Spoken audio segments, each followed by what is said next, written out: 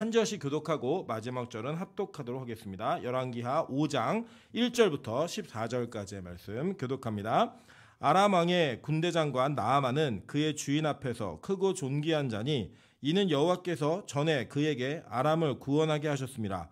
그는 큰 용사이나 나병 환자더라. 전에 아람 사람이 떼를 지어 나가서 이스라엘 땅에서 어린 소녀 하나를 사로잡음에 그가 나아만의 아내에게 수종들더니 그의 여주인에게 이르되 우리 주인이 사마리아에 계신 선지자 앞에 계셨으면 좋겠나이다. 그가 그 나병을 고치리이다 하는지라. 나아만이 들어가서 그의 주인께 아뢰어 이르되 이스라엘 땅에서 온 소녀의 말이 이러이러하더이다 하니 아람 왕이 이르되 갈지어다. 이제 내가 이스라엘 왕에게 글을 보내리라 하더라. 나아만이 곧 떠날새 은 10달란트와 금 6,000개의 의복 10벌을 가지고 가서 이스라엘 왕에게 그 글을 전하니 일러스되 내가 내 신하 나아만을 당신에게 보내오니 이 글이 당신에게 이르거든 당신은 그의 나병을 고쳐주소서 하였더라. 이스라엘 왕이 그 글을 읽고 자기 옷을 찢으며 이르되 내가 사람을 죽이고 살리는 하나님이냐? 그가 어찌하여 사람을 내게로 보내 그의 나병을 고치라 하느냐? 너희는 깊이 생각하고 저 왕이 틈을 타서 나와 더불어 시비하려 함인 줄 알라 하니라. 하나님의 사람 엘리사가 이스라엘 왕이 자기의 옷을 찢었다 함을 듣고 왕에게 보내 이르되 왕이 어찌하여 옷을 찢었나이까? 그 사람을 내게로 오게 하소서. 그가 이스라엘 중에 선지자가 있는 줄을 알리이다 하니라. 나아만이 이에 말들과 병거들을 거느리고 이르러 엘리사의 집문에 서니 엘리사가 사자를 그에게 보내 이르되 너는 가서 요단강에 몸을 7번 씻으라. 내 살이 회복되어 깨끗하리라 하는지라. 나아만이 노하여 물러가며 이르되 내 생각에는 그가 내게로 나와 서서 그의 하나님 여호와의 이름을 부르고 그의 손을 부위 위에 흔들어 나병을 고칠까 하였도다. 담메색각 아반나와 바르발은 이스라엘 모든 강물보다 낫지 아니하냐. 내가 거기서 몸을 씻으면 깨끗하게 되지 아니하랴 하고 몸을 돌려 분노하여 떠나니 그의 종들이 나와서 말하여 이르되 내 아버지여 선지자가 당신에게 큰 일을 행하라 말하였더라면 행하지 아니하였으리까. 하물며 당신에게 이르기를 씻어 깨끗하게 하라 함이니까 하니 나아만이 이에 내려가서 하나님의 사람의 말대로 요단강에 7번 몸을 잠그니 그의 살이 어린아이의 살같이 회복되어 깨끗하게 되었더라. 아멘. 우리 주변에 있는 분들에게 이렇게 한번 인사드리도록 하겠습니다. 6.25 때도 음반이 나왔습니다. 다시 한번 인사하겠습니다. 6.25 때도 아기가 태어났습니다. 네, 오늘 또 교회에 갑자기 또 물이 천장에 새가지고 악기 쪽으로 떨어지는 바람에 이렇게 저희가 악기 반주를 못하면서 이렇게 찬양을 했습니다. 뭐 이 교회가 새니까요, 김민열 씨가 제일 좋아하는 것 같아요. 악기를 반주를 안 해도 된다라는 그 감사함과 기쁨이 보통 때보다도 성령 충만한 모습으로 이렇게 드러나는 걸 제가 보면서 참 악하다 뭐 이런 생각도 했습니다. 근데 여러분 보시면요, 6.25 때도 아기가 태어나고요. 저희 아내가 이제 대중음악사를 강의하다 보니까 6.25 때도 음반을 발매하더라고요. 그래서 이 전쟁통에도 다 할 일은 이루어집니다. 여러분 더 어려운 상황과 힘든 상황이 있다 할지라도 우리 빛가소금교회가 예배를 멈추지 않고 달려가는 그 모습 속에서 하나님께서 우리에게 이 허락하신 예배의 은혜가 얼마나 큰지를 우리 스스로 확인하는 귀한 시간 되시기를 주님의 이름으로 축원합니다. 네, 오늘은 열왕기하 5장 1절부터 14절까지의 말씀을 가지고 큰 용사인 문둥병자라는 나병 환자라는 제목으로 하나님 말씀 증거하도록 하겠습니다. 여러분 이 이야기는 너무나 주일학교에서 많이 다뤄지는 이야기고 너무나 잘 아시는 본문의 말씀입니다. 근데 이 본문의 말씀이 우리에게 전달하고자 하는 바는 너무나 명확하고 분명한 예수 그리스도를 선포하고 있는 것들을 우리가 아셔야 합니다. 그리고 그 내용을 어떻게 우리가 풀어갈지 또 이 내용을 통해서 왜 그것을 발견할 수 있는지를 함께 나누시면서 이 말씀 속에서 우리에게 직접 말씀하시는 성령의 음성을 듣는 귀하고 복된 시간 되셨으면 좋겠습니다. 근데 이 아람이라고 하는 나라는 실제로 이스라엘 민족들이 자신들을 아람 사람이라고 표현하는 장면들이 나옵니다. 여러분 뭐 기억하시겠지만 우리들의 조상 아람 사람이라는 표현이 있어요. 그래서 바단 아람이라고 하는 것도 그 아람이라는 범주에 들어가는데 실제로 여기서 말하고 있는 아람이라는 국가는 지금의 어디를 얘기하냐면 시리아라고 하는 그 나라를 이야기합니다. 그래서 실제로 예수님 시대에, 그러니까 성경이 신약에 쓰여지는 시대에 공문서, 이렇게 문서로 뭔가 기록하는 거는 헬라어로 기록을 했지만 이스라엘 사람들의 일상적인 대화는 다 아람어였습니다. 이 아람어가 바로 여기에서부터 출발하고 있는 어원입니다. 물론 같은 언어는 아니고 바벨론 언어라고 생각하시면 딱 맞아요. 근데 이 언어가 이들에게 친숙했듯이 이 아람이라고 하는 나라는 굉장히 이스라엘과 밀접한 관련을 가지고 있지만 실제로 그렇게 친밀함을 유지했던 나라는 아니었어요. 그런데 잘 보시면 아람 왕의 군대 장관 나아만은, 이 나아만이라는 이름의 뜻이 즐겁다라는 뜻인데 이 이름이 아마도 하사되었을 거예요. 이 주어진 이름의 내 뜻이 뭐냐면 즐겁다예요. 그러니까 이 왕으로 하여금 즐거움을 주는 장군이었던 거예요. 그러니까 뭘 잘했을까요? 장군은 뭘 잘해야 돼요? 싸움을 잘해야죠. 싸움을. 그러니까 싸움을 굉장히 잘해가지고 이 왕에게 즐거움을 주는 그런 장군이었습니다. 실제로 보니까 뭐라고 했냐면 그의 주인 앞에서 크고 존귀한 자니라고 표현을 했어요. 이 이유가 뭐냐면 뒤에 보세요. 이는 여호와께서 전에 그에게 아람을 구원하게 하셨습니다라고 얘기합니다. 그러니까 이 하나님의 나라라고 하는 그 나라의 개념이 사실은 우리는 뭐 구약에서는 이스라엘에게 딱 정속되어 있는, 제한되어 있는 그런 영역도 있지만 실제로 성경의 역사를 쭉 읽어보시면 하나님의 통치하신 하나님의 나라는 인류 역사 가운데 그 어떤 나라도 빠지지 않습니다. 그러니까 한국이든 미국이든 일본이든 어떤 나라든 모든 일들이 돌아가는 데 있어서 누구의 통치가 있는 거예요? 하나님의 통치가 있는 거예요. 그러니까 여러분 우리가 뭐 어떤 특정한 정권이나 정치 세력이나 인물이 나라의 정권과 이런 것들을 획득하기를 우리가 응원하고 또 기도할 수는 있습니다. 그러나 여러분 중요한 것은 무엇이냐면 그 결과가 어떻든 간에 이 결과는 누구로부터 온 거예요? 하나님으로부터 온 거예요. 그렇기 때문에 우리는 그 하나님으로부터 온 결과를 받아들이는 차원에서 출발을 해야 돼요. 그러니까 뭔가 뭐 악한 영이 장난을 쳐서 누가 됐다 이렇게 표현하시면 안 되고 이 모든 것도 누가 허락하신 거다? 하나님이 허락하신 거예요. 그래서 여러분의 예를 들면 뭐 속썩이는 자녀가 있을 수 있잖아요. 그리고 또 속썩이는 남편이 있을 수도 있고 속썩이는 부인이 있을 수도 있잖아요. 그죠? 뭐 심지어는 속썩이는 부모가 있을 수도 있어요. 그런데 여러분 그런 모든 환경 속에서 이 모든 환경으로 누가 허락하신 거다? 하나님이 허락하신 거예요. 그거를 인정하면서 출발해야 된다는 거예요. 근데 하나님이 이 아람이라는 국가에 나아만이라고 하는 그 장군을 통하여 이 아람 국가가 이 어려운 상황 가운데서 구원을 받게 하는 은혜를 경험하게 한 거예요. 그래서 이 왕이 이 아람의 군대 장관이었던 나아만을 굉장히 크고 존귀한 사람으로 대접을 했습니다. 실제로 어떤 일이 있냐면 나아만이 자기 집에서 어떤 이야기 듣고 왕에게 이러한 일이 있는데 내가 가도 될까요? 라고 말했더니 걱정하지 마. 내가 편지 써줄게. 라고 말할 정도로 이 왕과 굉장히 친밀한 관계였던 거예요. 그런데 여기에 보면요. 성경에는 많은 접속사가 좀 생략되어 있습니다. 이 한글 성경에는. 근데 히브리어나 헬라어 성경이 있는 원어 성경에는 수없이 많은 접속사를 사용해요. 근데 이게 굉장히 중요합니다. 예를 들면 이럴 수 있잖아요. 뭐 민정이는 예쁜데 근데 착해라고 하면 그 중간에 뭐라고 써야 돼요? 네? 그리고 착해 이게 맞죠? 그죠? 근데 민정이는 예쁜데 못됐어. 그럼 뭐예요? 중간에 그러나 이런 거 써야 돼요. 그죠? 그러니까 그 접속사를 어떻게 쓰냐에 따라서 문장이 굉장히 아주 자연스럽고 제가 방금 말한 거 다 거짓말이에요. 이 전제가 거짓말이에요 이미. 그건 여러분 현혹되시면 안 돼요. 이 어떤 문장을 사용할 때 앞뒤 문장이 어떻게 연결되는가를 결정하는 게 이 접속사인데 오늘 이 본문에 보시면 그는 큰 용사이나 그죠? 거기에 아주 정확하게 그러나라고 하는 이 히브리어 원어가 써 있어요. 근데 뭐라고 얘기하면 나병 환자더라 이렇게 얘기합니다. 물론 이 성경이 아주 늦게 번역이 되어가지고 우리나라에서는 이 나병이라고 하는 것을 옛날에는 문둥병이라고 이렇게 썼는데 실제로 이 한센병이라고 하는 문둥병 우리가 옛날에 불렀던 문둥병은 성경 시대에는 존재하지 않았습니다. 공식적으로 기록되지 않았고요. 이 문둥병이라고 하는 그 단어를 그래서 여기다 옮겨다 쓰는 거는 그건 참 이렇게 적절하지 않은 예예요. 그러나 이 고대에도 피부병이 있었을까요, 없었을까요?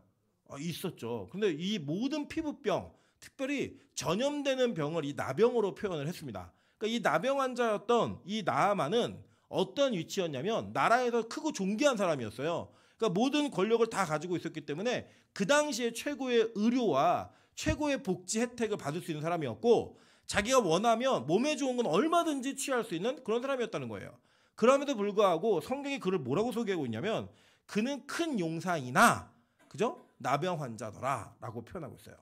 그러니까 여러분 우리 이 땅에서요. 기뻐로 하일 큰 용사라고 이야기하는 것은 실제로 이 땅에서 처음으로 불렸던 사람이 누군지 아세요? 큰 용사? 예? 기드온? 예, 기드온은 하나님께 불려졌는데 처음은 아니었어요. 처음이 누구였을까요? 그들은 용사더라. 예, 그 저기 거시기, 우리는 거시기가 잘 어울리죠. 우리 교회는. 저는 참고로 전라도 사람이 아닙니다. 거시기 뭐예요? 포도? 예? 네. 괜찮아요. 틀릴 수도 괜찮아요. 일단 안 들려요. 저 지금 뭐라고 얘기했는지 안 들리니까 걱정하지 마시고.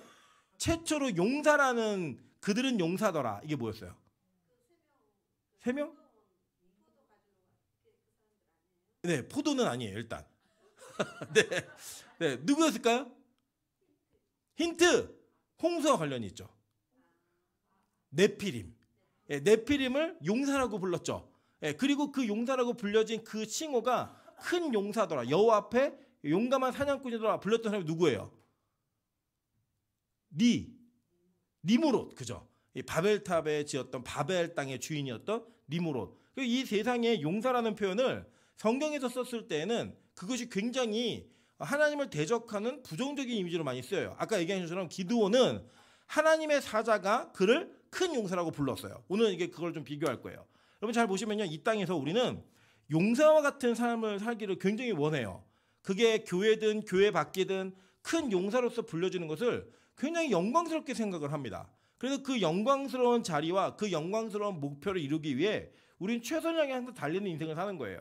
여러분, 이 나아만이 어떤 정도의 위치였냐면 나라에서 왕이 그 나아만의 병을 같이 걱정하고 그 병난 것 때문에 모든 사람들이 관심을 가지며 타국에 갈 때 이거 좀 고쳐줘라 라고 얘기할 만큼의 압력을 가할 만큼 굉장히 중요한 위치에 있었던 사람인 거예요. 그 정도가 되려면 나라 안팎에서 이 사람을 다 알아야겠죠. 그러니까 여러분 생각해 보세요. 우리나라의 이순신을 거의 웬만한 사람 다 알잖아요. 심지어는 영국에서도 그 해군들에게 전법을 가르칠 때 이순신을 소개합니다. 이런 사람들이 뭐예요?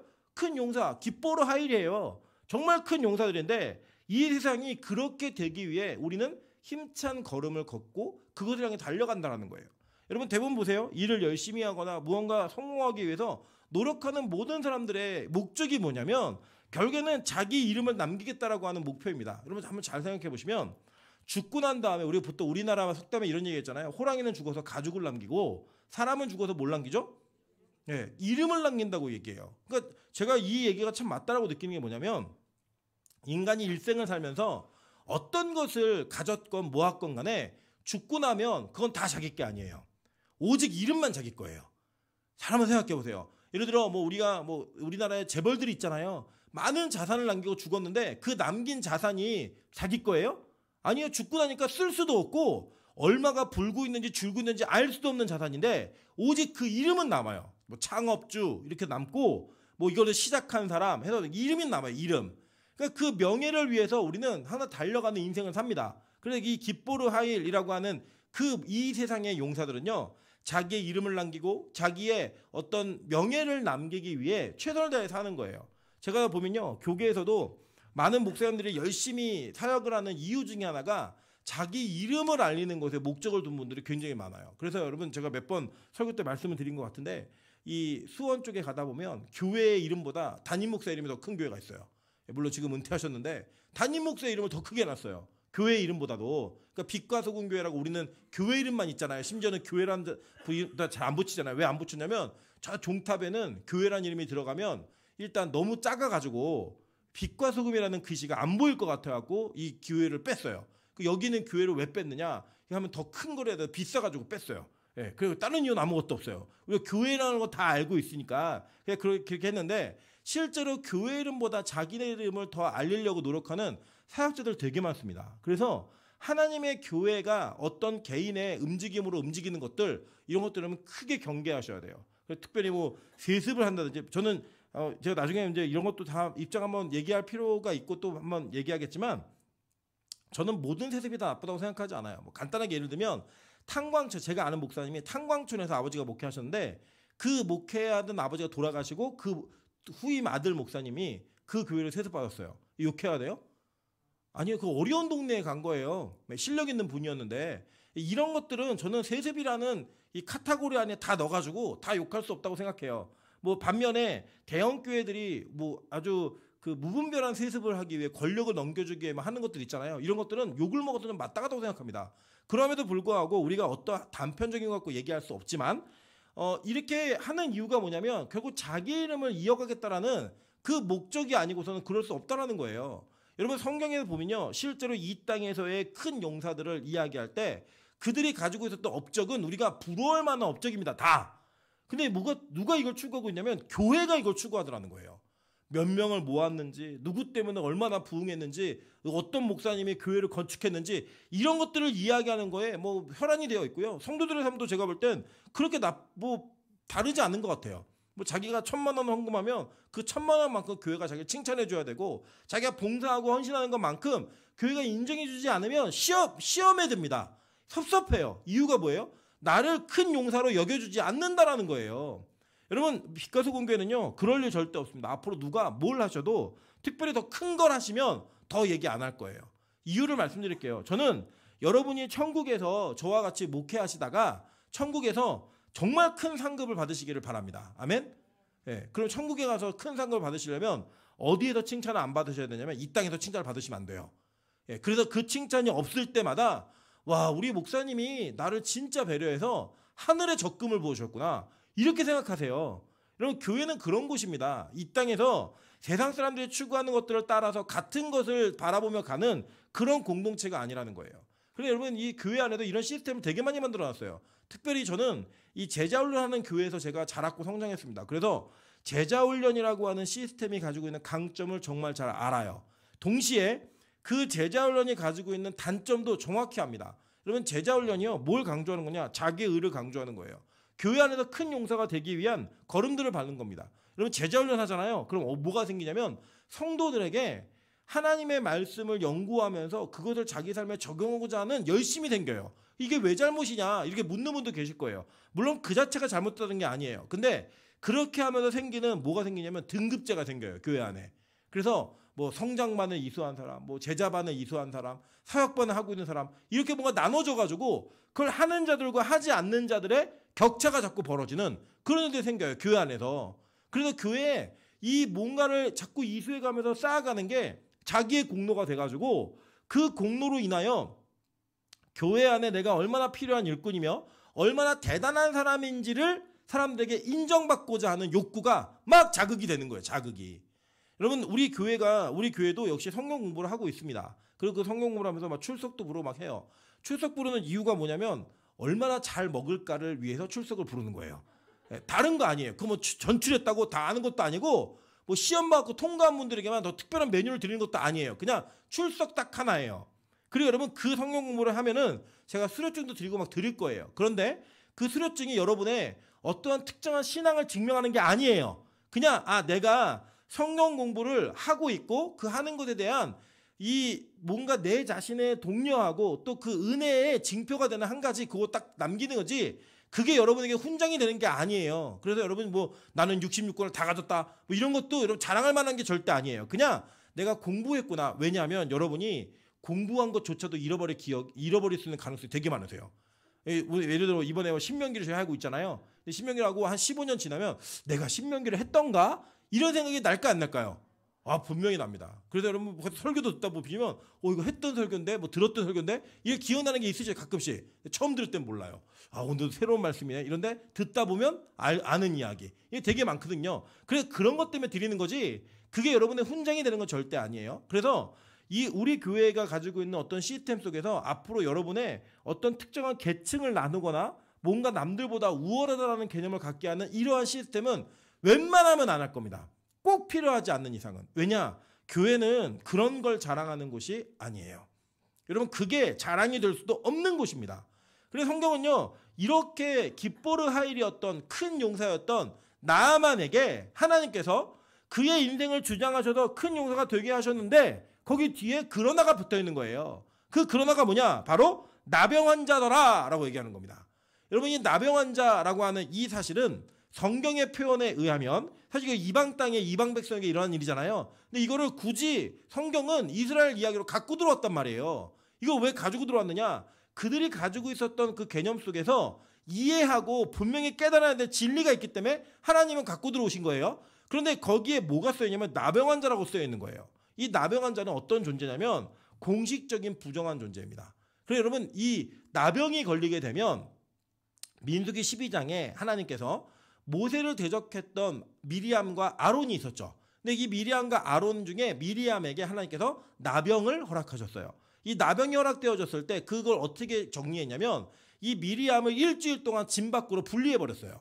분리해가지고 그 나병이 다 나을 때까지 그 진 밖에서 혼자 있게 했습니다. 그러니까 격리됐다라고 하는 것이 어느 정도의 의미냐면 우리가 예를 들면 얼마 전에도 우리 코로나 걸리면 격리가 됐잖아요. 근데 이 격리된다라고 하는 그 대상이 되면 굉장히 여러분 서글퍼요. 이게 뭐냐면 한번 잘 생각해 보세요.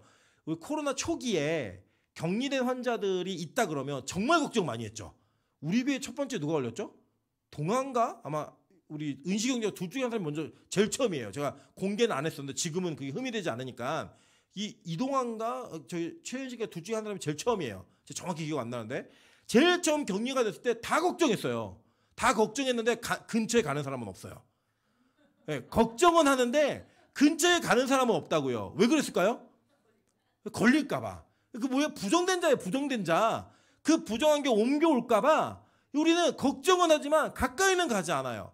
그게 뭐였냐? 이 사회 속에서 그 대상이 되면 굉장히 외로워요. 혼자 있고 막 나 코로나인데 와줄 수 있어. 누가 오겠어요? 처음에 안 갔잖아요. 여러분 그것처럼 나병이라고 하는 것은 전염되는 병이었어요. 전염되는 병. 그러니까 공동체로부터 분리되는 건데 여러분 한번 잘 생각해 보실게요. 그냥 우리가 예를 들어 내 집도 있고 내 가정도 있고 내 아이 영역이 있는 상태에서 여러분이 격리가 됐다. 그럼 조금 견딜만 해요. 그죠? 그런데 여러분 한번 우리가 이렇게 가정을 해볼게요. 여기 있는 이렇게 모인 예배 드리는 분들이 다 산에 올라갔는데 산 꼭대기에서 누군가 코로나 걸렸다는가 거기서 안 거예요. 예를 들어 미영 집사가 코로나 걸린 거예요. 그럼 이제 우리가 이제 어떻게 하냐면 분리시키는 거예요. 그러니까 산 속에 아무도 없고 아무도 모르는 광야 같은 그런 곳에서 혼자 분리되어서 다른 사람들 가까이 오질 않아요. 뭐 오면은 그러면 다 도망가요.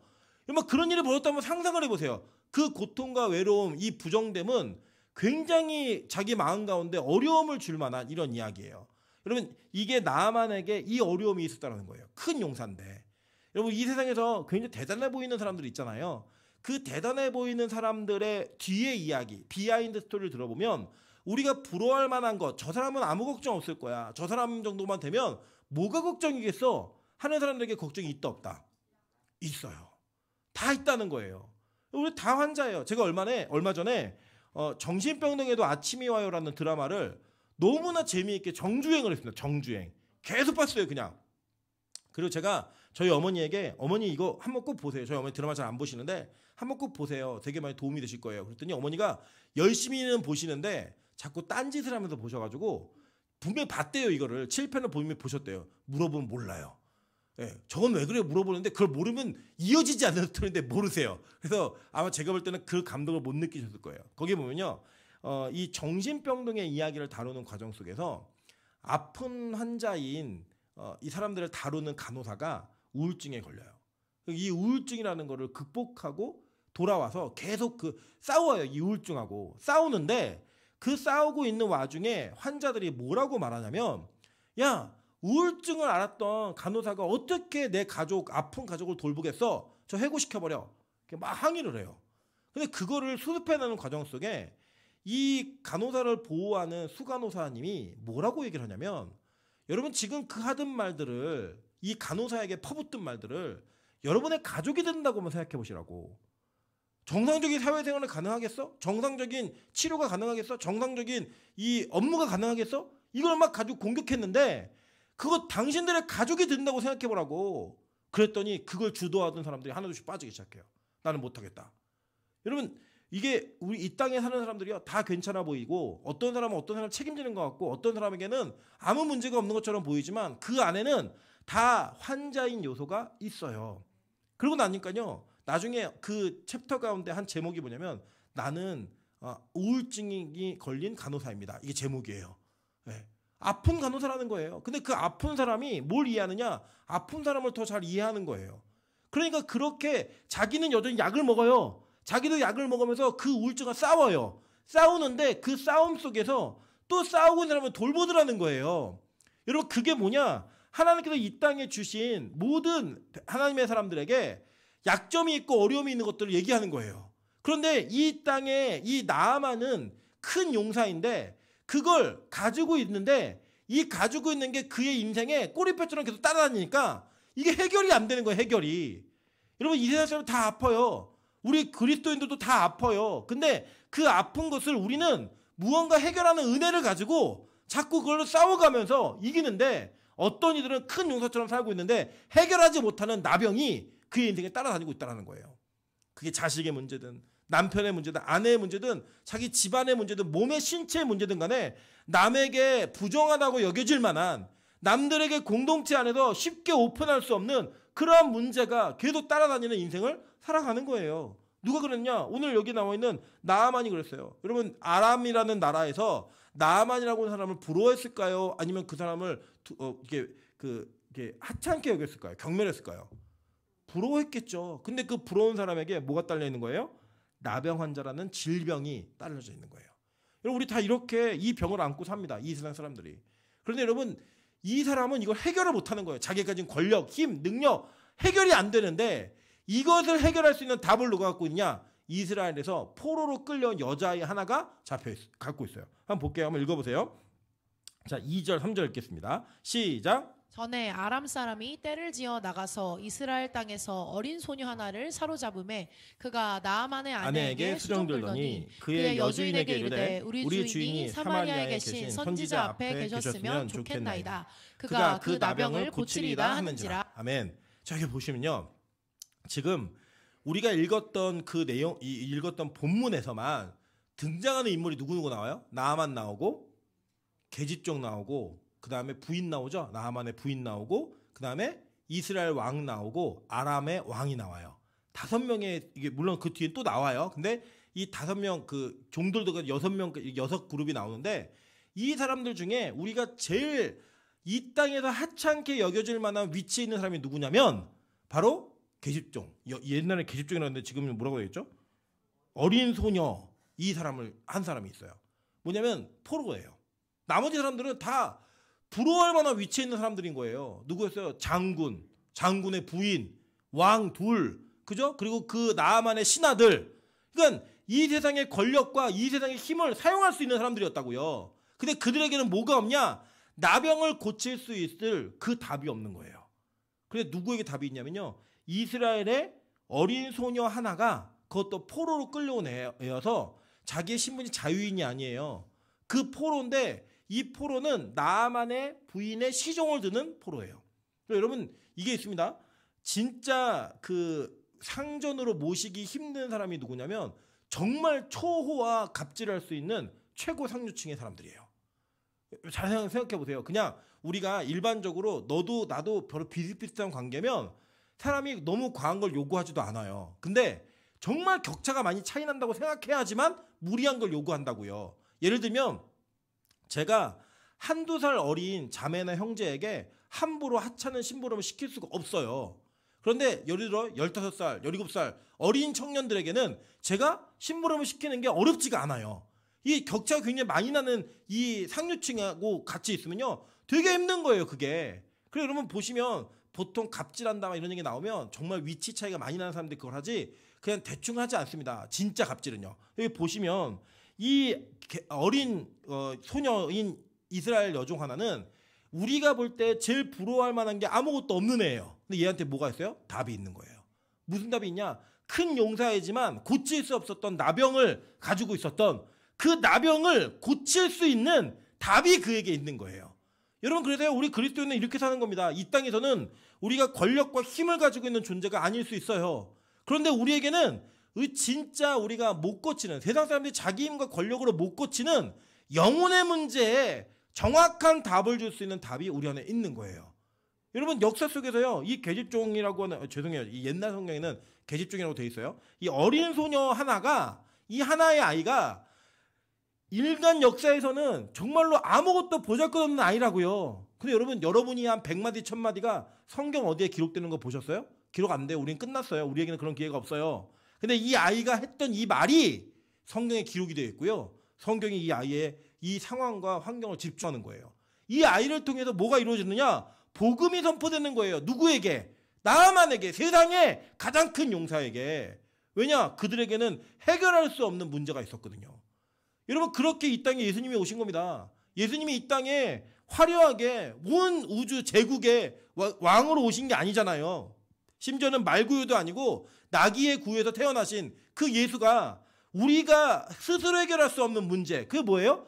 영혼의 문제를 고칠 만한 유일한 답인 십자가를 가지고 이 땅에 오신 거예요. 여러분, 그 십자가 이전에는요, 어떠한 방식과 방법으로도 어떠한 명예와 권력으로도 우리의 죄악의 문제를 해결할 수 없었다고요. 근데 그 답을 누가 가지고 있어요? 포로된 계집종이 가지고 있는 거예요. 그 말하는 게 뭐냐면, 얘도 다른 거 아니에요? 뭐라고 얘기하냐면, 아니, 우리나라에는 엘리사라는 선지자가 있어요. 이 선지자 앞에 이 나아만 우리 주인님이 계셨으면 이 병이 금방 나았을 텐데. 그냥 지나간 거예요, 그냥. 여러분, 전도를요, 너무 어렵게 생각하지 마세요. 그냥 여러분이 경험했던 하나님의 은혜를 전달하시면 돼요. 그냥 그 은혜가 여러분을 향해 흘러내려가면 돼요. 그러면 그들 역사되어지는 과정 속에 하나님이 선택한 사람들이 그 이야기를 듣고 복음 앞으로 나올 수 있는 길들이 열리더라는 거예요. 자꾸 여러분이 뭐 성경하고 설명하고, 여러분 목사도 그런 거 잘 못하는 사람 많아요. 뭐 평신도가 열심히 해서 얼마나 하시겠어요. 그 여러분에게 그게 있는 게 아니라 그냥 내가 받은 은혜, 내가 받았던 그 은혜가 내 안에 어떻게 역사되었는지 그걸 말하면 하나님이 그 대화 속에서 일하시더라는 거예요. 그게 딱 한마디였어요. 그랬더니 부인이 얼마나 괴로웠겠어요. 여러분, 부인은 그 나아만의 온 모든 것을 다 볼 수 있는 유일한 사람이잖아요.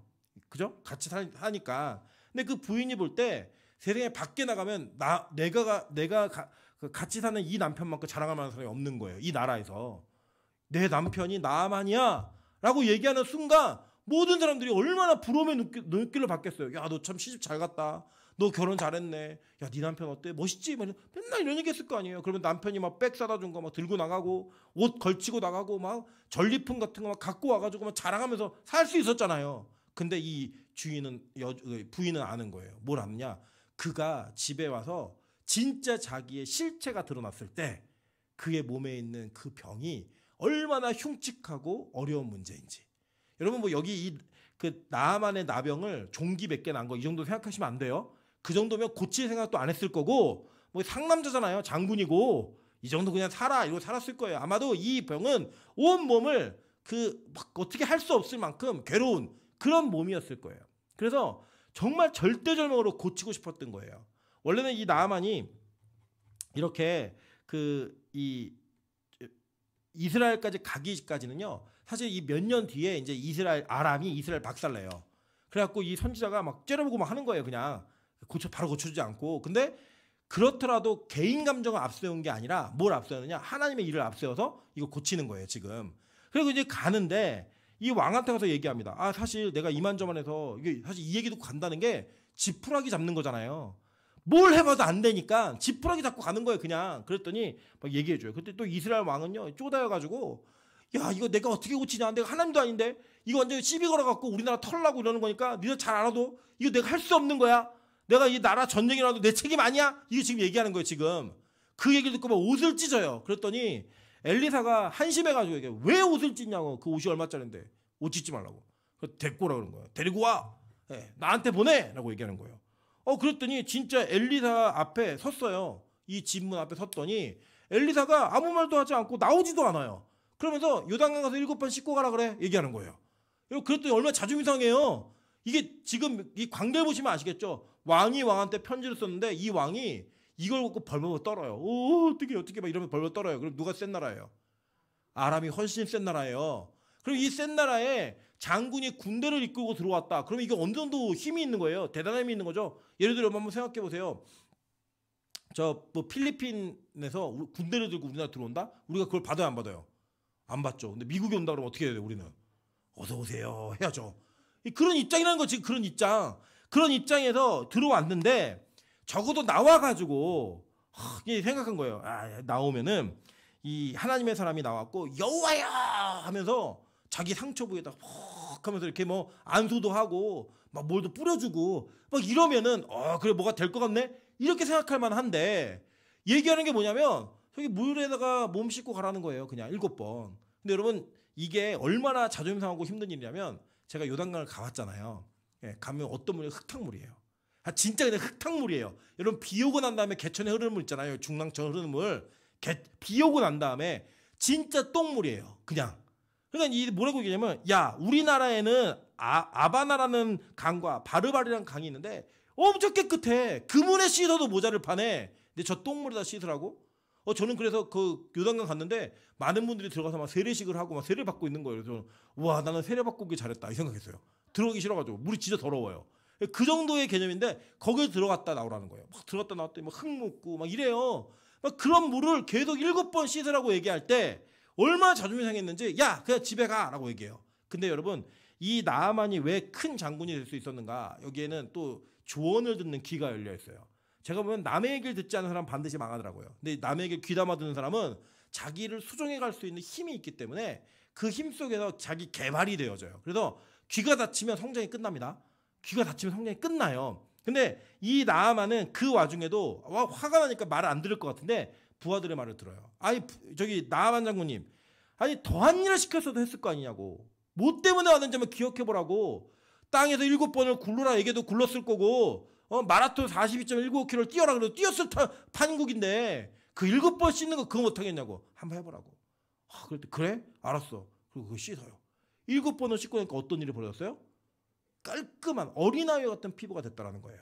성경이요 이 이야기를 그대로 신약에서 재현을 합니다. 이야기 그대로 재현되는 거예요. 여러분 이거 보시면요, 그래 나아만이 다시 이걸 가지고 이걸 낳은 것 때문에 사례금을 가지고 엘리사에게 와요. 그러니까 엘리사가 안 받는다고 그냥 가라 그래요. 안 받는 게 가라 그래요. 왜 그러냐면 누가 한 일이에요 이게? 하나님이 하신 일이에요. 근데 이 사례를 받을 만한 분이 계셨다라는 거예요. 우리 성경 다른 구절 한번 볼까요? 누가복음 17장 11절부터 19절입니다. 한번 볼게요. 누가복음 17장 11절부터 19절. 네, 읽겠습니다. 계속 시작. 예수께서 예루살렘으로 가실 때 사마리아와 갈릴리 사이로 지나가시다가 한 마을에 들어가시니 나병 환자 10명이 예수를 만나 멀리 서서 소리를 높여 이르되 예수 선생님이여 우리를 불쌍히 여기소서 하거늘 보시고 이르시되 가서 제사장들에게 너희 몸을 보이라 하셨더니 그들이 가다가 깨끗함을 받은지라. 그 중에 한 사람이 자기가 나은 것을 보고 큰 소리로 하나님께 영광을 돌리며 돌아와 예수의 발 아래 엎드려 감사하니 그는 사마리아 사람이라. 예수께서 대답하여 이르시되 10사람이 다 깨끗함을 받지 아니하였느냐? 그 9은 어디 갔느냐? 한 절 읽을게요. 이방인 외에는 하나님께 영광을 돌리러 돌아온 자가 없느냐 하시고 그에게 이르시되 일어나 가라. 내 믿음이 너를 구원하였느니라 하시더라. 아멘. 자 여기 보면요 10명의 환자들이 나병 환자들이 예수를 만나서 치료받는 장면이 나와요. 근데 보면은 먼저는 이 나병 환자들이 어떻게 했죠? 멀리 서 있었어요. 왜냐면 자신의 부정됨을 알았거든요. 멀리 서 가지고 우리 곧 쫓아다라고 얘기했단 말이에요. 그랬더니 예수님께서 야 너희들 가가지고 너희 몸을 보여라고 얘기했어요. 그러니까 아무것도 안 했어요. 말만 한 거예요. 이 누가복음 1장에서 동일한 나병 환자를 고치실 때는 손을 대셨거든요. 근데 여기서 의도적으로 손을 대지 않고 말만 하는 거예요. 이거 누구의 장면이에요? 나아만과 엘리사의 장면인 거예요. 왜냐면 엘리사라는 이름의 뜻이 뭐냐면 여호와는 나의 구원이시다 이 뜻이에요. 그리고 이제 보낸 겁니다. 그래서 이 사람들이 원래 율법에는 그 나병의 깨끗함을 입으면 제사장에 가서 자기 몸을 보여줘야 돼요. 그리고 몸이 합격 받으면 일상생활로 복귀할 수가 있었어요.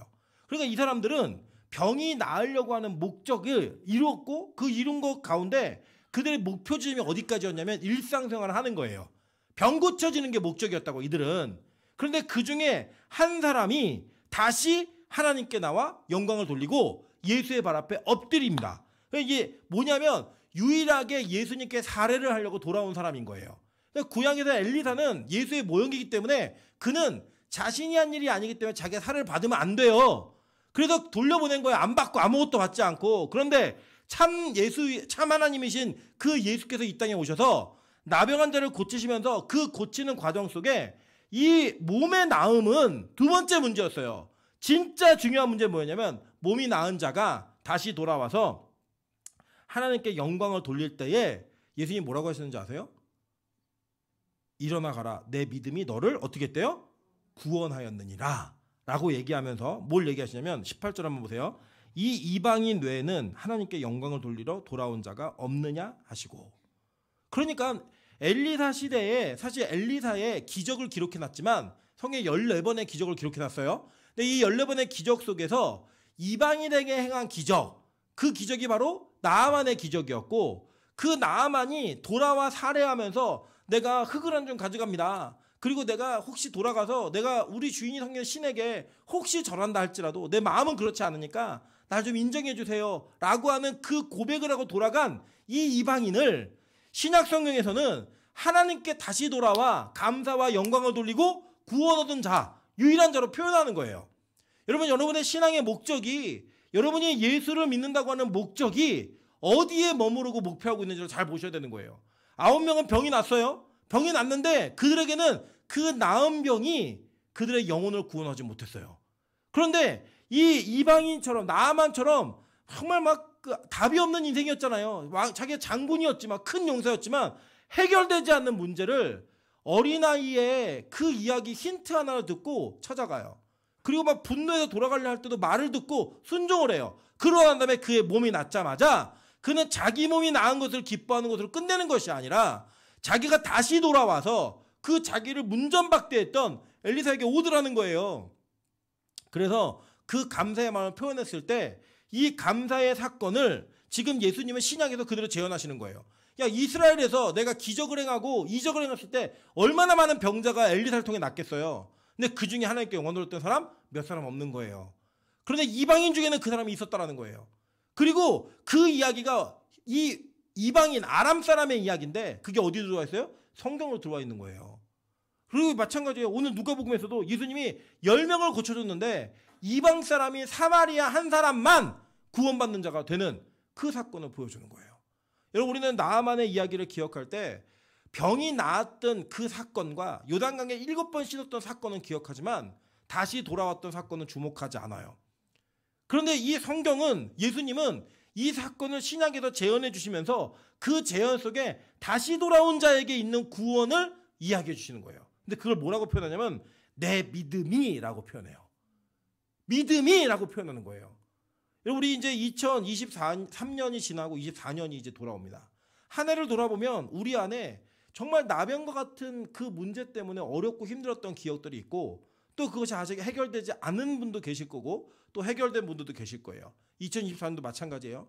여러분, 만약에 우리가 이러한 환경의 해결을 목적으로 신앙생활을 하고 있다면 우리 역시 나병이 치료받은 그 9명처럼 돌아오지 않고 감사하지 않았던 그 9명처럼 일상으로의 복귀가 우리의 목표일 수 있어요. 하나님, 나 이런 문제가 있는데 이것만 해결해 주시면 나는 이제 더 이상은 문제 없어요.